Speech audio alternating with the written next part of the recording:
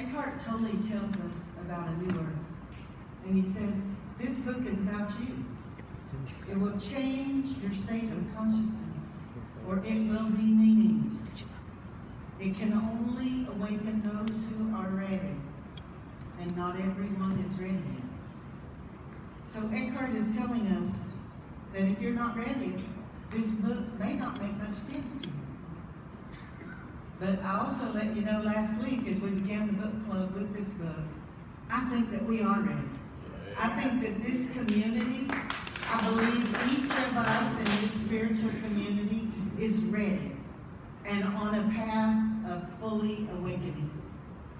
And if you're just joining us here in week 2, our fall book club selection this year is A New Earth by Eckhart Tolle, and we have workbooks that go along with the book that I prepared, and they're over at the table, so if you don't have one yet, pick one up before you leave. The book was first released in 2005 and then had a secondary 10th anniversary release in 2015, and it's now recognized as one of the timeless classics in the New Thought movement. The book is designed to elicit and support a shift in consciousness through the reading. Oprah Winfrey put her book club stamp of approval on it, which meant it quickly became a New York Times bestseller and has since become an Amazon bestseller as well. And I agree with Oprah that this is one of the most important books of our time. And that's why I chose it, because I wanted to share it with everyone. I wanted us as a community to come together and study it together, because I knew that we would have those different ideas, those different thoughts, those new thoughts that would be triggered, that would come into formation, and that we would all be bouncing those new thoughts off of each other, and each of us would grow. And as we're going through this book club, we're also following along your chakra energy system with the colors of the week. So this is the second week. So we're in the second chakra, the sacral chakra. That chakra that is all about our creativity, all about our passion and our drive. And that chakra also represents our water in our body. Our bodies are over 70% water. This earth is over 70% water. And the moon influences the movement of water. We all know that, and that we know the moon influences the tides, and they ebb and flow. And when it's a full moon, like it was just the other night, that there's sometimes king tides, bigger, higher tides than normal, lower tides than normal, that the moon influences the shift in the ebb and flow of water on this planet. So how can we not logically know that the moon influences the water within our own body and our emotions? Because our emotions are our water. And we're in that time in the turning of the wheel of the year. We just did the fall equinox. We just celebrated the full harvest moon. And the gatekeeper of the fall equinox is the west, the direction the west, all about our emotions, about the water. So maybe during this time, you find that you're going through a lot of emotional things. Maybe there's an emotional shift for you.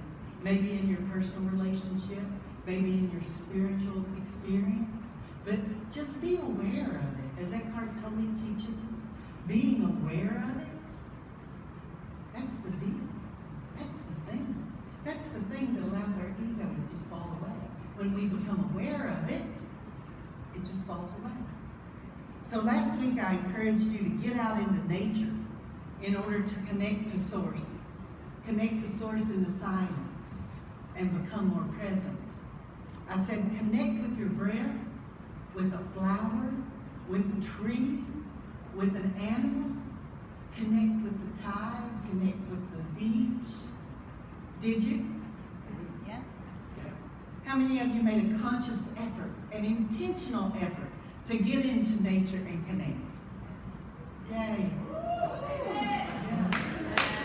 For the quickest way to align with our source energy is to be present in nature, to be present in all that world that was created. Truly in nature. Truly in nature. Get out there and walk on the beach. Don't put the electronic devices on. Don't put the headphones on and listen to music while you walk. You know, if you're walking with somebody, enjoy each other's company in silence. No conversation. Just be truly in nature. Be aware of everything you're passing, all the smells, all that you're seeing, all that you're feeling, touching, experiencing. Notice when Brother Wind shifts for you. You know, we were doing the meditation at the full moon circle the other night, and just as I was saying, so now I want you to take a deep breath in. Brother Wind picked up, and the wind just pushed that breath into our bodies. If you connect to nature, nature will connect back to you. And it's a beautiful, wonderful experience. So just be present with nature in your own breath. And then be aware of how it's working, how it's shifting, how it's showing up for you in your life. You know, Eckhart Tolle says that as much as 98% of our thoughts are compulsive, useless, and competitive. I kind of think that's true. 98% compulsive, useless, or competitive. Or, in another way of saying it, ego-driven. When we are able to be present, or even just glimpse presence for an instant, that ego falls away. When we can just be present. And sometimes it happens in little glimpses. And we just, I get it. The light bulb goes off. It's an moment. And we all share a common experience as we are living this physical life on this earth. That common experience is being human. It is our humanity. We all have egos. This life is a journey filled with joys and challenges, triumphs and tribulations, and at times the ego can separate us from our true essence, which hinders our spiritual growth and just our beingness. Being present in the moment, living in presence, letting the ego fall away, and connecting to our authentic self becomes the growth that we see. As we are able to expand the amount of time we are present, from that instant to a minute, and then from that minute to a few minutes, and as we allow the time between those moments of presence to grow smaller and smaller, the amount of time in presence becomes greater. The energy that is the ego, the energy that was the ego, begins to diminish. Absolute presence is required when we're doing dangerous and strenuous activities. So if you decide to go mountain climbing, you got to be totally present with where you're putting your hand, where you're putting your feet. You've got to be totally present every second, or you're going to be dangling at the end of the rope, having somebody haul you up. You've got to be present. It's in those moments of some outstanding, strenuous activity that we can be the most present with ourselves. If you're not used to being present, get out and mow the yard. Because when you're doing something physically demanding, you're doing something, your body requires that you be present. Because you don't want to cut your leg off with that lawnmower blade. You got to be present. You can't do it with your mind wandering all over the place. And you know what? People can get addicted. They can get addicted to doing dangerous things, to taking chances, to doing those invigorating activities. Because it feels so good. Because it feels so good when we are fully present with ourselves. Because we are so fully present with ourselves so little of the time, that when we actually are fully present with ourselves, it feels so good. We say, ooh, I like that. Let me have some more of that. What do I need to do to get more of that? Get fully present with yourself. They get that endorphin high. That's it. And the ego is diminished and our true essence is present and active. We feel so alive. Have you ever noticed that there are times when you crave doing something that is intensely physical? Maybe you just get out and paint the house. Maybe you go and just do something, help somebody load something up in their truck, because it lets you get out of your ego. You're so mindful, so present with what you're doing, that the ego just fades away into nothingness. It just falls away because it has no energy, because guess what? The ego needs you, but it doesn't want you to know that. The ego wants to hide that there thinking it's all important, but it has to have your energy. You have to give your energy to the ego self. And when you give your energy to the ego self, what are you operating on? What are you operating on? You're operating on the leftovers, because you're letting that ego operate on your premium, your good gas. You're giving that to your ego when you're just scooting around on a regular. You know, when I really learned the difference in gasolines, my oldest son, the father of those two boys, when he was from age 12 to 17, he drove a race car. It was a little half-scale NASCAR type stock car with a Honda engine in it. And he drove it on what was called the Future Stars of Racing, done by NASCAR. You know, blessed by NASCAR.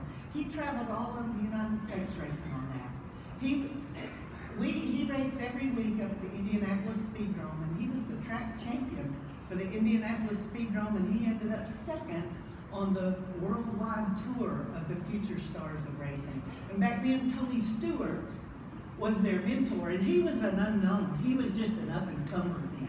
You know, he was just an up-and-comer, and he had just been gotten on with Interstate Batteries, and he was doing his trials at the Indianapolis Raceway Park, which was just down the street from the little track that my son raced on. So we got to go and watch him do his time trials and try out for the position to become a full-time, fully sponsored NASCAR driver.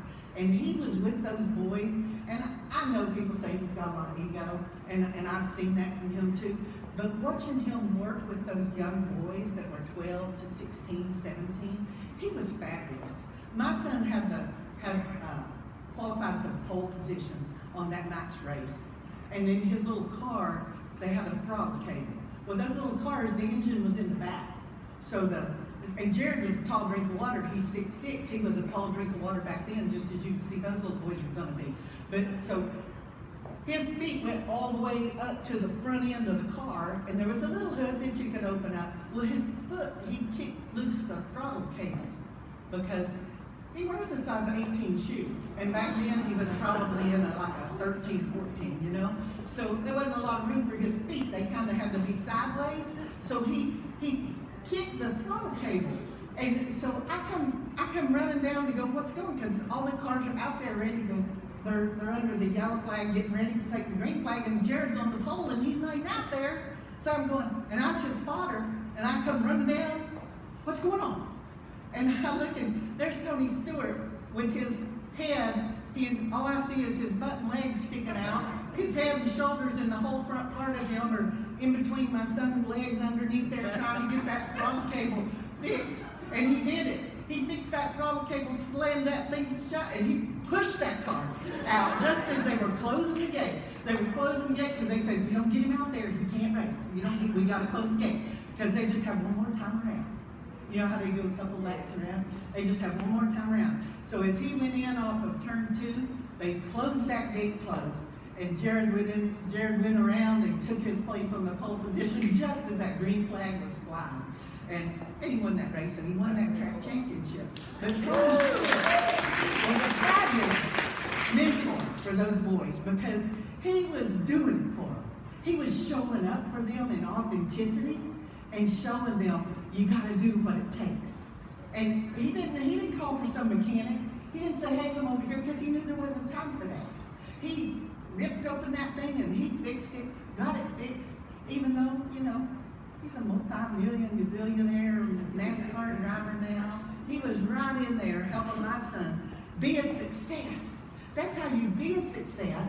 Get out of your ego and help somebody else be a success. That is how you be a success. And when we give up that ego, that massive amount of energy becomes presence. That massive amount of energy that we were letting the ego take away from us, letting the ego have, becomes presence. And we can experience a true moment of bliss, a glimpse of inner peace, if you will. It feels so good. No wonder people get addicted to that. It feels so good. And that's the goal, to live in that presence. Just as Lori said, to live in that presence that is outside of your ego, beyond the ego, and to just be in that presence. We become aware of how good it feels, and we say, how to do that? Let me do that again. Let me do some more of that in my life. So get more of that in your life. And the ego does serve a purpose. The ego helps us navigate the physical world. It helps us protect ourselves. And it has its place in our life. But it's when we allow it to become dominant. When we allow it to become our dominant identity, that the ego creates a separateness from presence. A separateness between us and source. A separateness between us and others. Don't give it that. Don't let it be that. Let it be a tool you use in your toolbox, in your spiritual tool belt, but don't let it become the dominant identity. Because it will. That's what it wants. It wants you to think that it's you. And you are not. But you are you. Be you. Claim it. Proclaim it. Because we are all vibrational beings. We are all spiritual beings.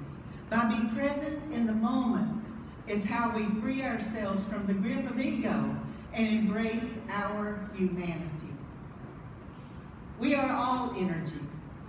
We are all energy. Everything is energy. Even my 9-year-old grandson said I have a big armoire that is full of crystals. And he said, Mamo, do you know this is moving? I said, he was touching the armoire. He said, Mamo, do you know this is moving? I said, yes, I do, son. So happy you know that. Yes, I do.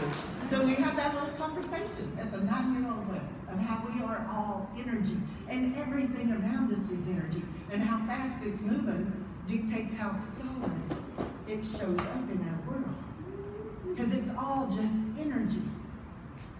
We are all vibrational beings.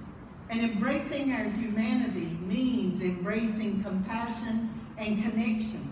Breaking down the walls of separateness. Recognizing our shared human experience and the sameness of source. No matter the religion. No matter the path. No matter their BS. Their spiritual belief system. So no matter anybody's BS. Yeah. We are sharing this human experience. And I love the Van Gogh example that Eckhart uses in chapter 2. That really, when I read that, it just really resonated with my soul. He talks about underneath the surface appearance, everything is not only connected with everything else, but also with source. The source of all that is. Even the stone, the flower, or the bird can show you the way back to God. Show you the way back to source. They'll show you the way back to yourself. When you look at it or hold it and let it be without imposing a word or a mental label on it, you look at the bird and you don't say that's a bird, just look at it. Oh, how fabulous it is. A sense of awe, a sense of wonder arises within you. Its essence silently communicates itself to you and reflects your essence back to you. Everything we interact with, if you can silently appreciate it, silently love it, receive its essence, and let your essence be reflected back to you. Eckhart goes on to explain that this is the truth that great artists sense and succeed in conveying in their art. Now, I've never been called an artist because I don't have that gift of conveying. That's what creates a great artist. They can see it, but then they can convey that. They can convey that on that canvas. Van Gogh didn't say, oh, that's an old chair, let me paint it. No, he looked at it, and he looked at it, and he looked at it some more. He sensed the beingness of the chair. He sensed the energy. Then he sat in front of the canvas and took up the brush. The chair itself would have probably sold for a couple of dollars because it was old and disrepair. And yet, the painting that Van Gogh painted of that same chair in today's market would fetch in excess of $25 million. A painting of a chair that was only worth a couple of dollars is worth $25 million. The chair, a physical thing. The painting, the essence. The energetic signature. The essence. That's where the true worth is. That's where the value is, in the essence, in the energy. It's the energy of the beingness. So let me ask you this. Are you selling yourself short? Are you selling yourself short? Are you thinking you're a chair worth a couple of dollars? When truly, your essence is worthy of millions. The energy of you in alignment with Source, that's the true you, and that's priceless. Amen.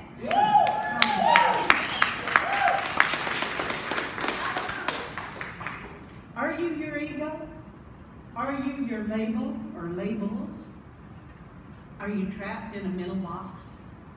Are you your story? If you ever sit much and talk to Reverend Ron, you ask him for prayer, he's going to say, so what's your story? And you know, you're going, let that go. Because he's going to force you to. What's the story around that? What's the story? What's your story, really? I know for certain you are not. Your true worth is the energy of you. The energy you radiate to others with a smile. That's your worth. We all have a story. Many people are wholly invested and identified with their story. Wholly invested and identified with their ego, their successes, and even their failures. Is that who you are? Your story? No. No, it is not. Embracing our humanity requires vulnerability. It means acknowledging our imperfections, showing our imperfections, allowing those imperfections to be seen, and embracing them as part of our unique journey. Vulnerability is not weakness. Vulnerability is the gateway to authenticity. The ego thrives on control, while spiritual awakening, spiritual growth, and spiritual maturity arises from surrendering control. When I started out this morning, I surrendered to a power. I surrendered to a presence that is always there. Trusting in the flow of life and relinquishing the need to dictate outcomes can lead to profound transformation. Living authentically means aligning our actions with our true selves, beyond the ego. It involves making choices based on our values, based on our character, and based on our integrity, rather than societal expectations or the ego's desires. The more you choose, see, I know you hear me say that so much, and it becomes a common theme with me. It's always your choice. It's a consistent condition of life. It's your choice. You get to choose. You get to choose where you give your energy. You get to choose to give your energy to your ego. It can't take it without you giving it. You get to choose. Will I be present, allow the ego to fall away? Or will I give that good, premium, race car gas to the ego? Because, man, you put some of that, because one time I made a mistake and got just regular premium gas. Well, no, you got to go to the special gas station, and in Tennessee we have them. They have racing fuel. You got to get that racing fuel for those little race cars. You got to get racing fuel, because that racing fuel,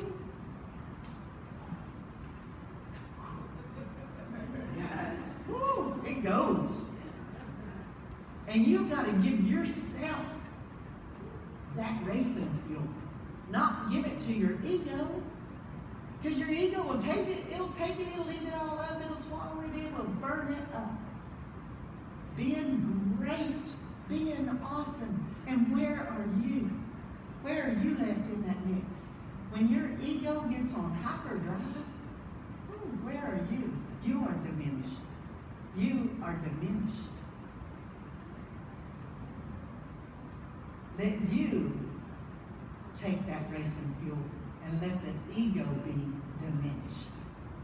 You stand in authenticity and let the ego be diminished. Make that choice every day.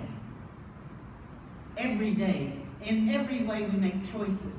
My greatest reasons for making the right choices are sitting right back there eating cookies. They're sitting right back there. They are my greatest reasons for the choices I make in life. Because I want you all to listen to this. Be mindful in your choices, for you are the ancestors of the future. Yes. Their children won't know me. Maybe, probably not. But their children will know of me as their ancestor. And I have to make choices in my life every day that their children will be proud to claim.